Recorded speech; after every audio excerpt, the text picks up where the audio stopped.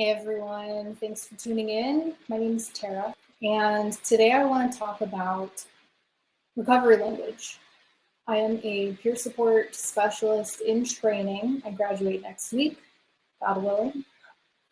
God willing, and the creek don't rise. And I should be careful what I say because we just had a hurricane headed toward us. It was downgraded, I'm sure a lot of you already know, to a tropical storm. We also got an earthquake here today in California. So I really got to be careful about what I say when I say things like, God willing and the creek don't rise. I picked up that phrase from someone in recovery. You know who you are if you're watching. In this video, I want to talk about 5, bear with me as I learn how to do this. This is my first stream and I feel really embarrassed right now, but I want to talk about 5 recovery words that are actually not recovery words. And I'm not going to go into my story about recovery today. That'll come out in the wash as we get to know each other. I just want to put out there 5 of the words that I think are the least helpful to people in recovery, no matter what type of recovery you're in. I picked these because they resonate with me, and I've also received services and had people use these words on me. And so I found myself using this language just because I learned this is what people say. It's better in the industry, but as I dig more into this peer support specialist training, I'm learning that there's some words that just aren't helpful. So number 1, the word is normal.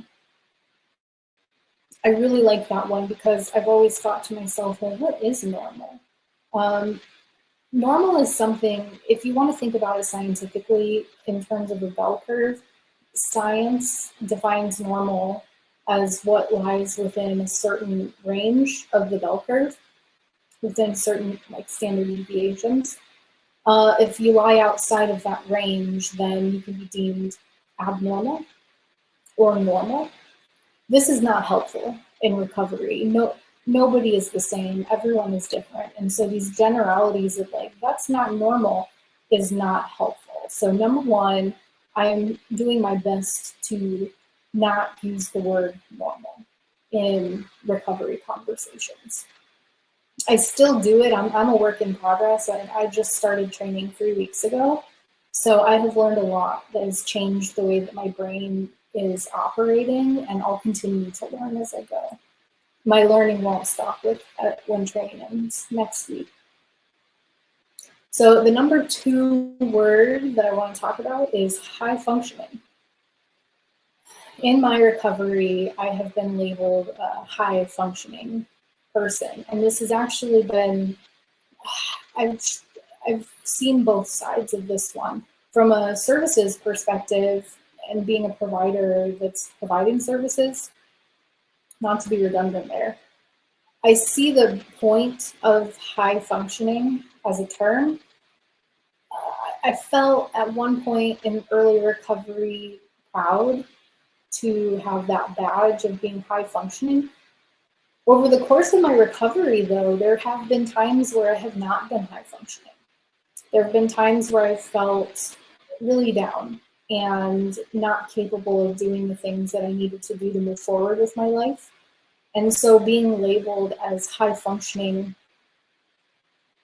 even though I'm able to perform well sometimes, is not helpful because it leads me to cast judgment on myself, I've found, when I'm having those periods of not feeling well, not feeling capable, competent, feeling sad, feeling tearful, irritable, not able to function. It's like, well, they said I'm high functioning, they see me as high functioning, but I don't feel as if I'm functioning right now. So I think I understand why high functioning is on the list of non-recovery language.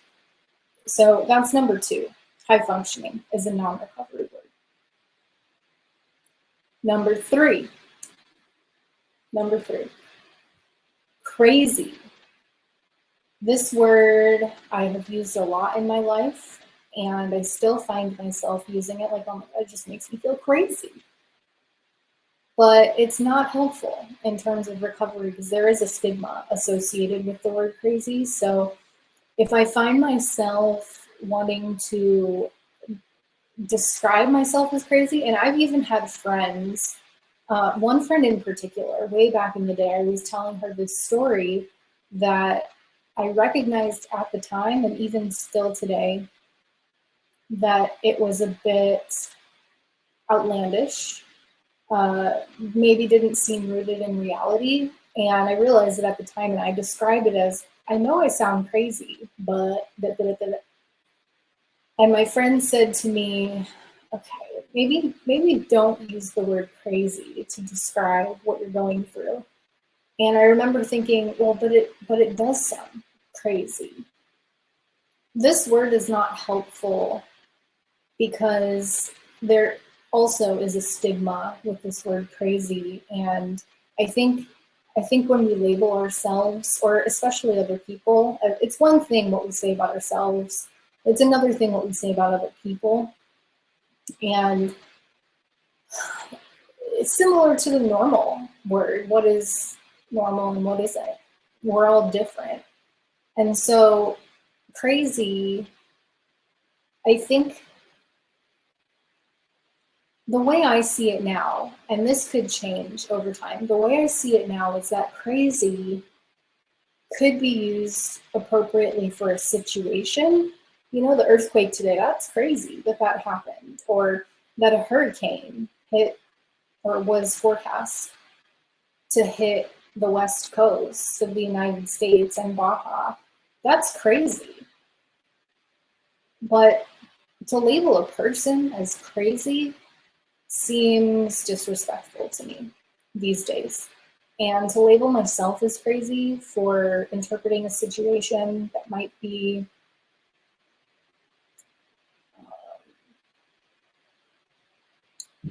far-fetched or a little odd diminishes my self-worth. I think it diminishes my sense of self. So that's why I think avoiding the word crazy in terms of people is really important. Number four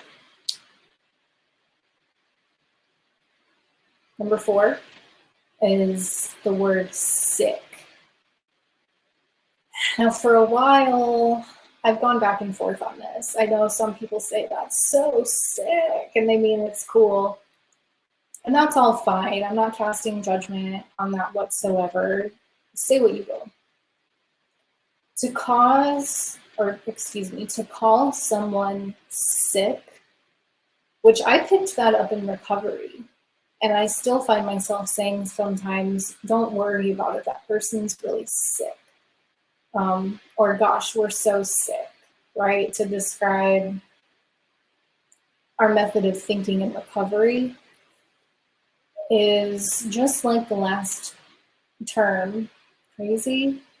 Saying someone is sick is not helpful. It doesn't promote recovery.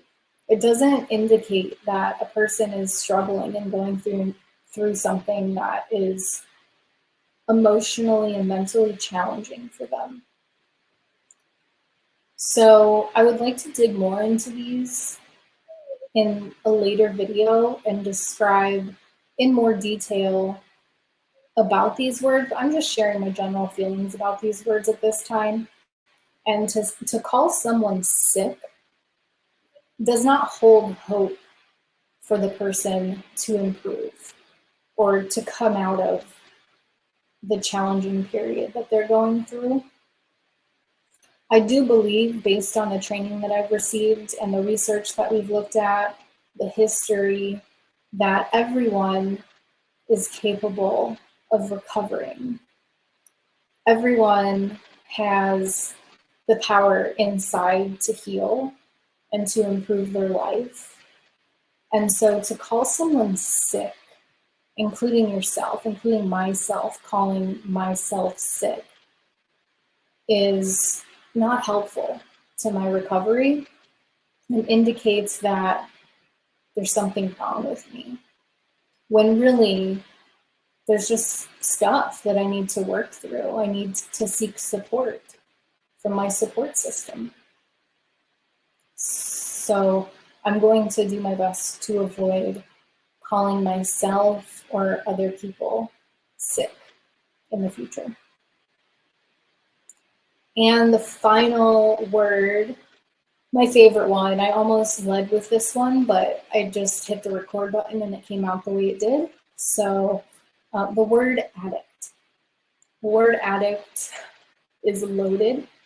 I know that in some recovery circles, certain 12-step groups, people identify themselves as addicts. And I've done the same, because that when in Rome, do as the Romans do.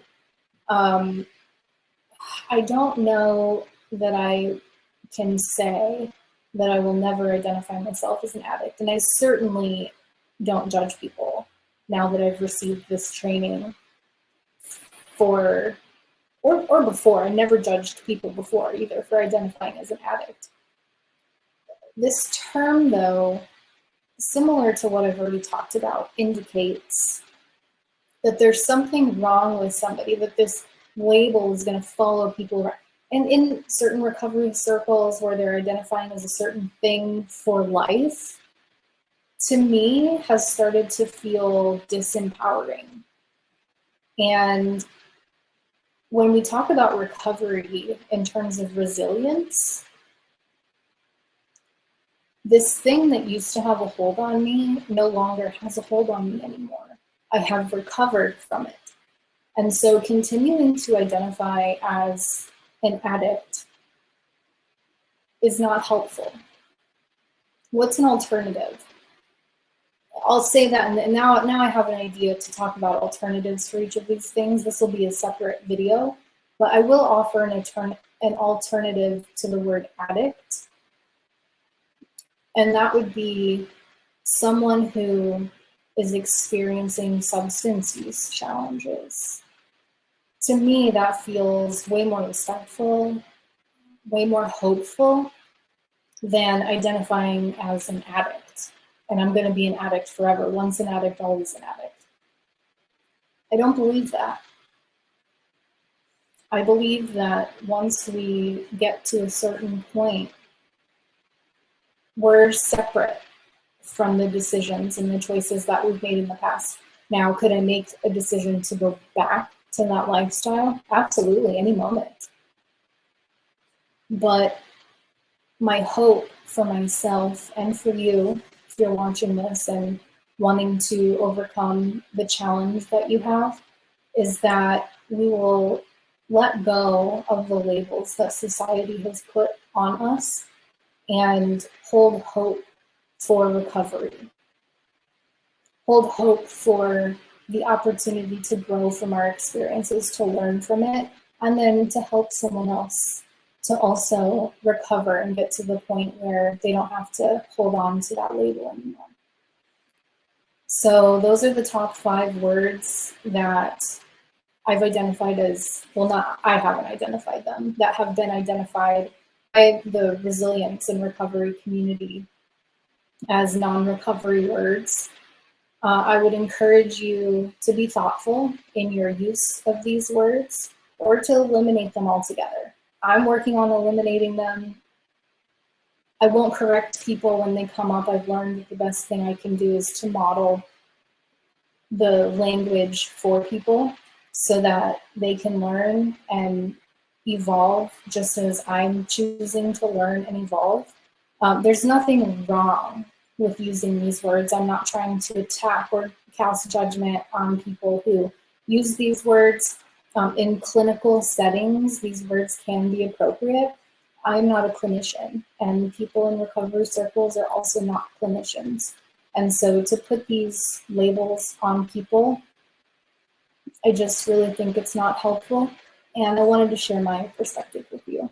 So I hope you enjoyed this video. I hope to see you soon. And that's all for now. Thank you for watching.